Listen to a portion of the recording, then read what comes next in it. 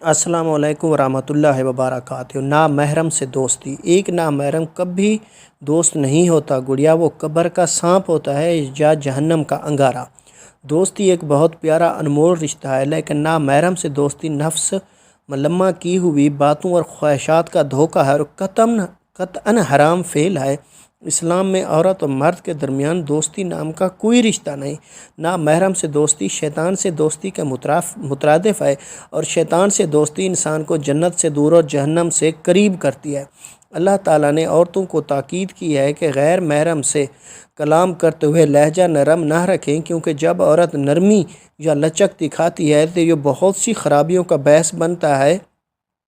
غیر محرم کبھی آپ کی حفاظت نہیں کر سکتا، وہ کبھی آپ کا مخلص نہیں ہو سکتا۔ غیر محرم ہی ہے، چاہے معاملہ دینداری کا ہو یا دنیا داری کا۔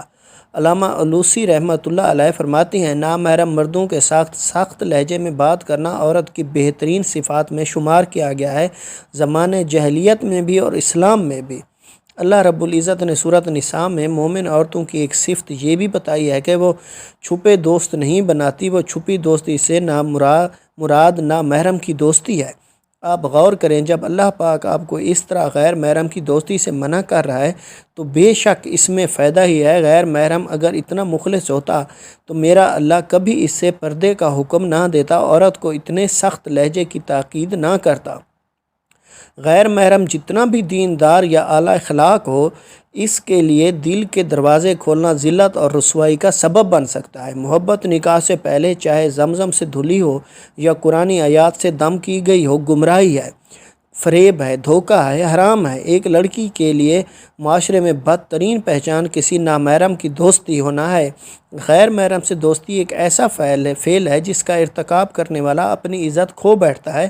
غیر محرم سے تعلقات انسان کو اس دنیا میں بھی ذلیل کرتے ہیں اور آخرت میں بھی۔ جب مخفی اعمال سامنے لائے جائیں گے تو ایسی رسوائی ہوگی کہ کسی سے نظریں نہ ملا سکیں گے، پھر تو پہاڑوں کے برابر کی گئی نیکیاں بھی ان پوشیدہ گناہوں کے سبب راکھ بن جائیں گی۔